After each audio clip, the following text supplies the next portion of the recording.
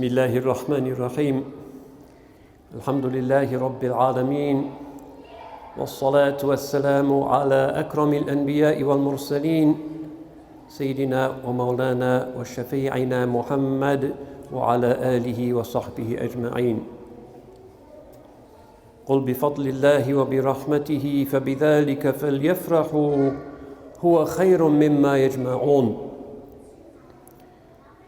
Allah subhanahu wa ta'ala says, say, with Allah's grace and His mercy, let them rejoice at that. It is better than everything that they collect. So what Allah is calling us to is a farah, a joy, a celebration. Not to some grey, po-faced alternative to the delights of the world, but a true celebration of the meaning of the world. So many people see only the surface of things and don't see the beauty that lies within. It's as if they see everything in black and white and never think to see it in magnificent colour. 2 dimensions rather than 3.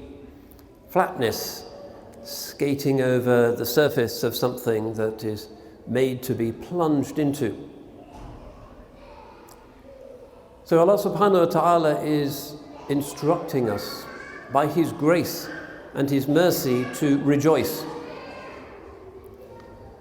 And we know that according to many of the Sirah authors, the first sounds that the Holy Prophet ﷺ experienced when he comes into the oasis city of Al-Madinah Al-Munawwarah, having been on that long and hot and dangerous journey across the trackless desert wastes with the knives of the assassins drawn against him to cut short his life, to terminate the life of Islam, and to prevent our gathering here today, that he arrives in the beauty of the green city and is met by the young girls of the Bani Najjar, one of the tribes of Medina amongst the Ansar, and they sing this Tala al-Badru alayna. And the historians argue about when, why, what, but the point is celebration, the farah. قُلْ بِفَضْلِ اللَّهِ وَبِرَحْمَتِهِ فَبِذَلِكَ فَلْيَفْرَحُوا. Nothing had ever come to their city before that merited such a reception party and such joy. Think about how he comes to the city, and think about how our great ones come to cities nowadays. The motorcade, the security guards, the helicopters, all of that stuff. Remember, Boris Johnson came to Addenbrooke's Hospital a week ago. All of that, and yet still the doctors and the nurses were hissing at him when he came. He had to leave. He was booed out, essentially. The Holy Prophet ﷺ comes to Al-Madinah Al-Munawwarah, and who is it who welcomes him? Little girls, Banat Bani Najjar, with the drums and the Tala al-Badru alayna, and they're singing, the full moon has risen above us. It's a kind of cycle has been re-initiated. Allah subhanahu wa ta'ala in His generosity sends in the darkness of human history light again and again, not just once, but then the light fades and human beings start to do their own thing and we become unhappy again, and then the lights come on again. The moon always rises again. This is Allah's mercy, and now it's rising over the city of Medina, which only recently has been trapped in terrible battles, the Battle of Bu'ath and the struggle between the tribes, because unlike the city of Makkah, which had its Kaaba and had its Batha and had its Dar al-Nadwa and had a place where people could get together to settle their disputes, and Quraysh above the other tribes, Medina, nothing like that. No Kaaba, no Dar al-Nadwa, no anything, just tribes with their fortresses taking pot shots at each other for century after century. And he has been invited, alayhi salatu wasalam, been invited as an arbiter. Remember the first bay'ah of Al-Aqaba and the second bay'ah of Al-Aqaba, they are inviting him because they need him. Not because he's being persecuted in Mecca and some of his followers have made the first hijrah to Abyssinia and things are dangerous and some have been killed, especially the weak amongst them, but because they need him in order to, as it were, be the Kaaba of Medina, be the Dar al-Nadwa, to be the place where these disputes can find their resolution. So of course the girls are happy, because who suffers most when civil order breaks down? Usually the weakest. The young, the helpless, the female, the slaves, the defenseless, the aged, the orphan, the widow. They're the ones who suffer most. Then, as now, if there's a war, they're the first victims. So it's appropriate that he be welcomed by them. And then you remember what he does after praying in Quba, sallallahu alayhi wasallam, how he establishes his mosque. So many wisdoms, and that's one of the passages in the Sirah that we can read again and again and again, because you see the genius of the man. His position doesn't seem to be a strong one. He's what we would call nowadays an asylum seeker, a refugee, like those people who drown every day in the English Channel trying to get to the promised land of Brexit Britain. We don't treat them so well, and they're vulnerable when they come here. He's kind of also swum the Channel and he's come to Medina. He's a refugee, he's an asylum seeker. His people have oppressed him, threatened his life, killed his friends, and he comes with nothing. No money, nothing in his pockets, no weapons, just him, alayhi salatu wasalam, and Sayyidina Abu Bakr as-Siddiq, ثاني اثنين إذ هما في الغار, the second, the Siddiq, the friends, they come. Not a strong position to be in when you've got these big fortresses on all sides, a huge qila, the husun of the Arabs, really kind of big bunkers, each for a tribe. And the feuding between them, Bani Sa'd and the Bani Hawazin and the Bani Najjar and the Jewish tribes, and unsettled. And here he is without a tribal home in the city of fortresses. Where's he going to go? So we all know the story. He's on his camel, Al-Qaswa, and you could write a whole book about Al-Qaswa, a camel, because he has a special relationship, alayhi salatu wasalam, to the animal world, because the Prophet's role is to make things easier for all of creation, not just for human creation. And we know that when he dies, Al-Qaswa is unable to eat and can't be ridden by anybody else, but that's another story. So he's on the back of his camel,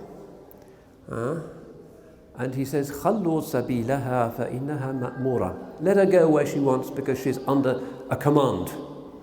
But not his command, because he's loosening the reins. لَا يَثْنِيَ بِهِ. Holy Prophet's not tugging the reins, he's just sitting on the camel, and the camel's moving around. And we know that it goes to the different tribes, and they all come out. And they say, Ya Rasulullah, halumma ilayna, come to us. Halumma ila al-adadi wal-uddati wal-mana'a. Come to us because we have this particular tribal network that can help you. We have these numbers that can support you. We are a very fortified place. We have weapons, and they're using the language of the world. The camel goes on to one or the other. It's a quite extraordinary image.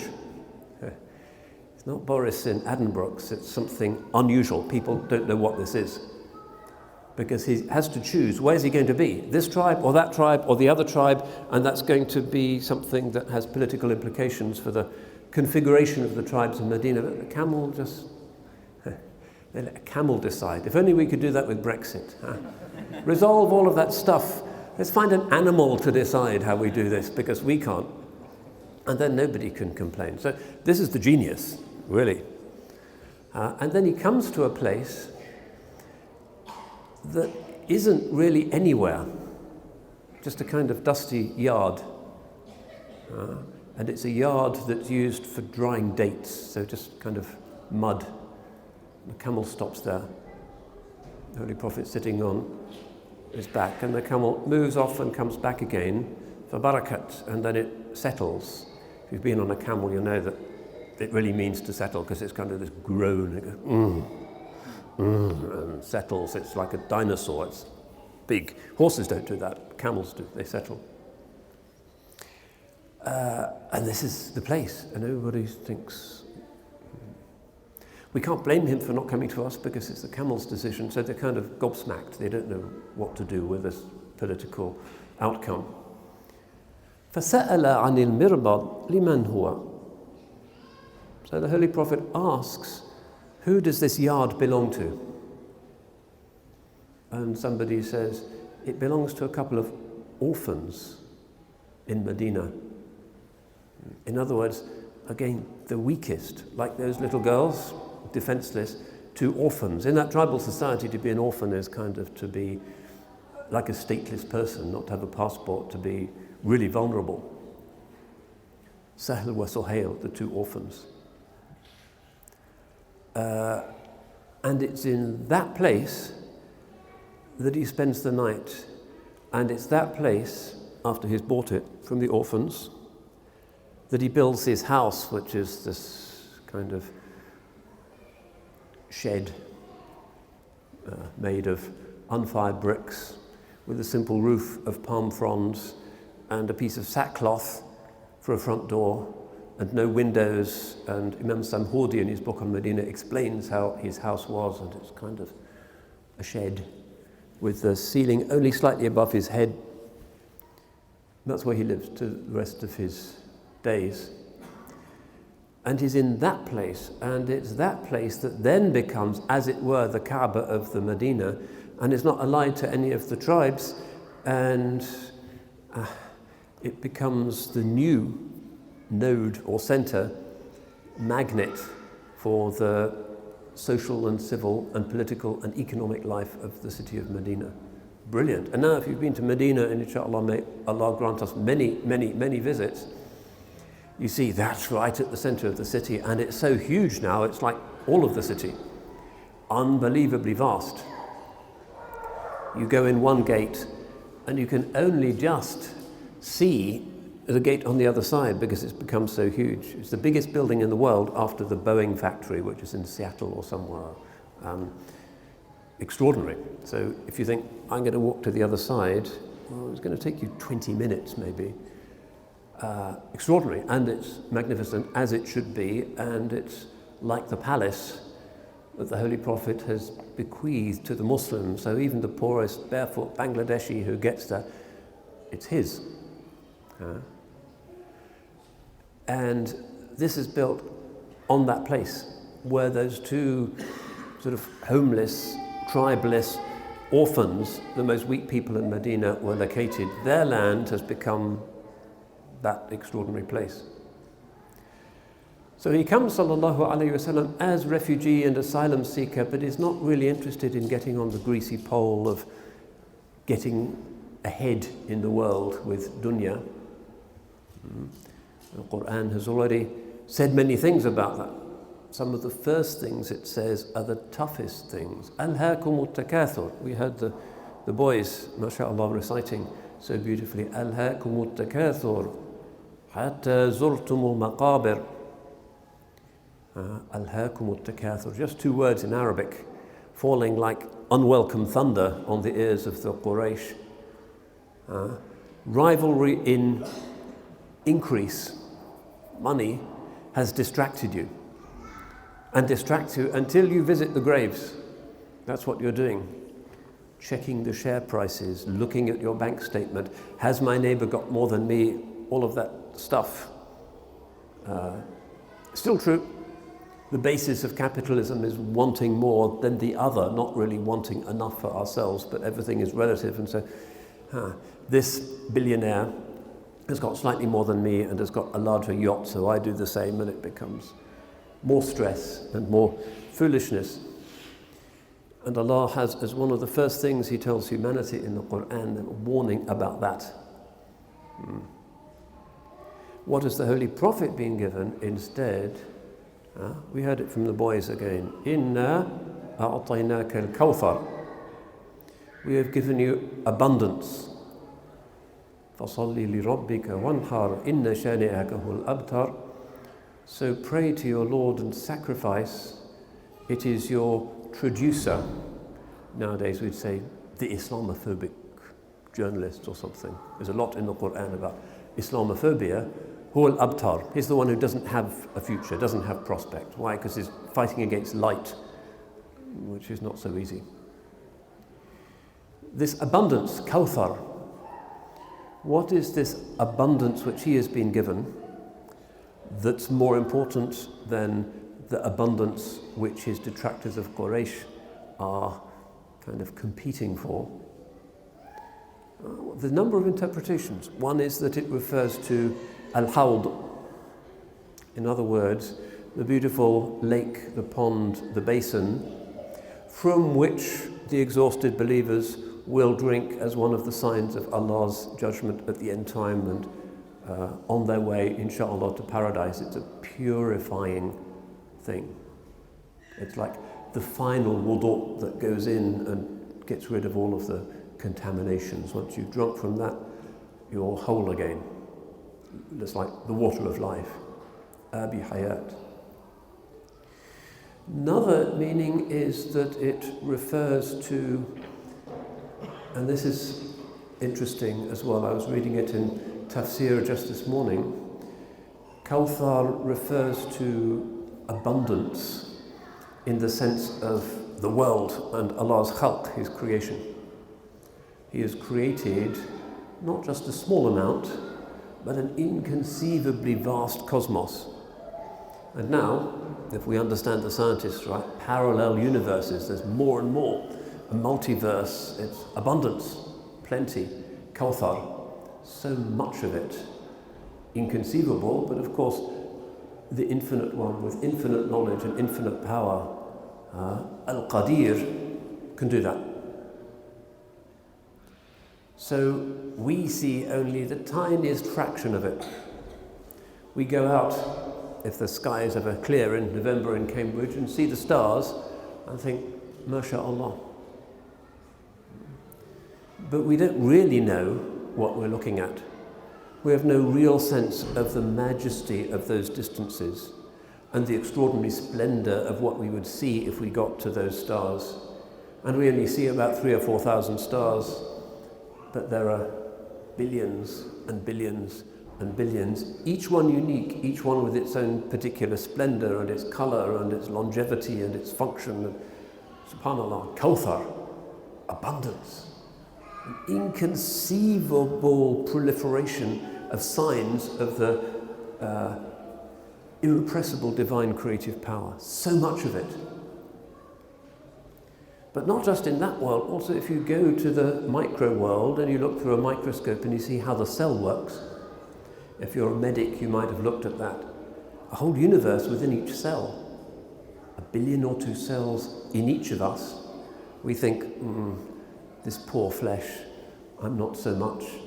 But if you could really see his signs within you, how the cell works in its extraordinary biotechnological genius of its conception, subhanallah, abundance again. سَنُرِيهِمْ آيَاتِنَا فِي الْآفَاقِ وَفِي أَنفُسِهِمْ حَتَّى يَتَبَيَّنَ لَهُمْ أَنَّهُ الْحَقُّ. We will show them our signs on the horizons out there and in themselves until it becomes clear to them that it is the truth. And because of his generosity, subhanahu wa ta'ala, he gives us lots of signs. No shortage of signs.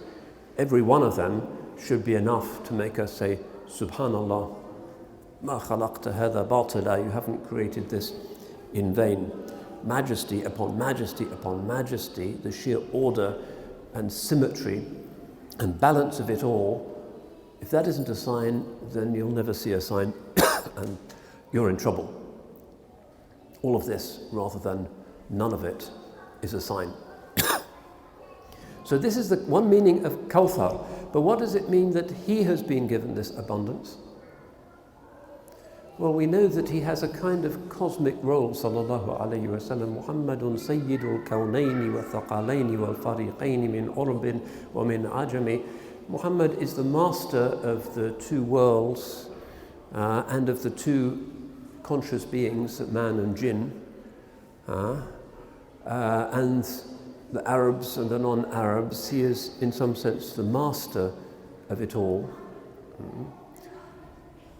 But mercy to the worlds, وَمَا أَرْسَلْنَاكَ إِلَّا رَحْمَةً لِلْعَالَمِينَ. We've already seen mercy to his camel and a mercy to animals and all kinds of non-human things, and that's an important part of the Sirah. His mercy as Rahmah is universal, particularly to those who are vulnerable, as we also saw, but universal. So when he is given abundance, al-Kawthar, there's a sense in which he has been given this cosmos. What does that mean? We're beyond here the realm of formal aqidah, but there is a sense in which, as the Khalifa, he is the one for whom the world is. How does that work exactly? Well, part of it is mystery. But one sense, and this was in the commentary I was reading this morning, is that he looks upon everything and sees it for what it is, as Kawthar, as abundance. We tend to say, oh, here's a column, and here's my friend, and there's a star, and but we tend just to see those things as they are in themselves. And we might think on some level, depending on our iman, Allah has created this, Allah has created him, Allah has this duty that I have towards that person.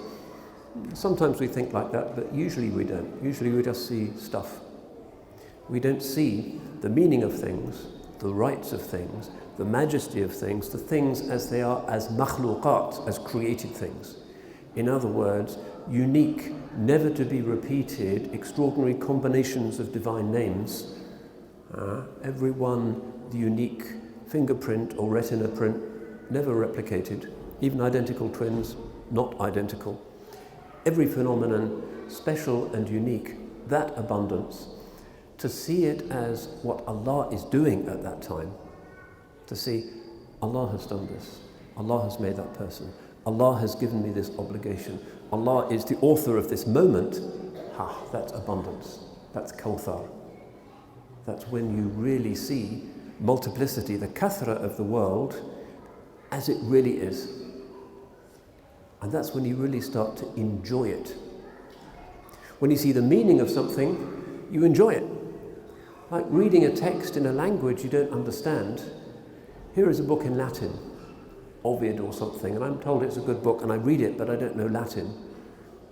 Maybe you can get some kind of perverse pleasure out of that, but I suspect not very much.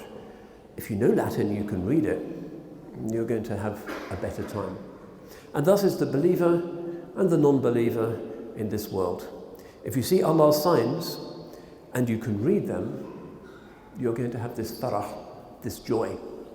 Because you see the book of the world, and you can read it, you know what it means, and you can see the majesty, and you see the colours, and you see the three dimensions, and it's no longer flat and grey, but it's extraordinary. If you can't see that, then all that can be done is that through the greyness you think maybe there's more to it than this. Maybe this does mean something. Maybe this text has an author. Maybe it means something rather than these just scratches on the page.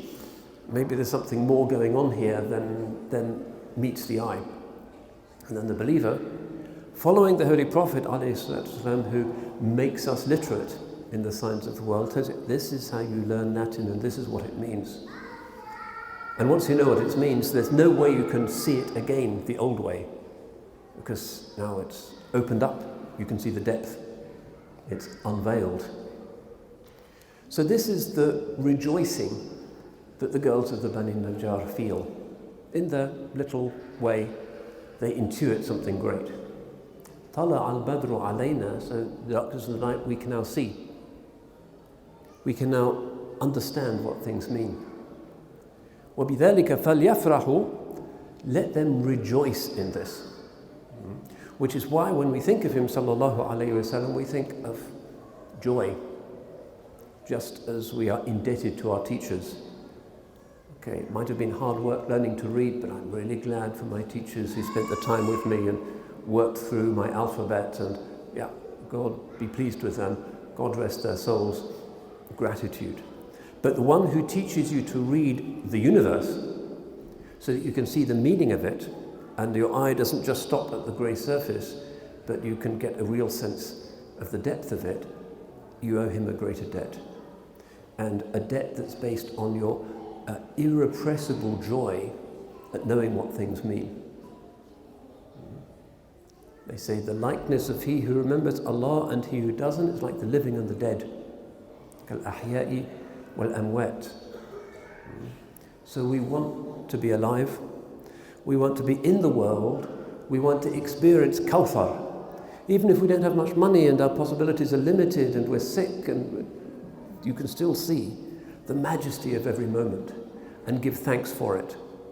And this is, as it were, the real democratic impulse of religion, because it means that the little Albanian guy who's fixing your car, who nobody pays any attention to, who may have problems with the Home Office, he may well be seeing the world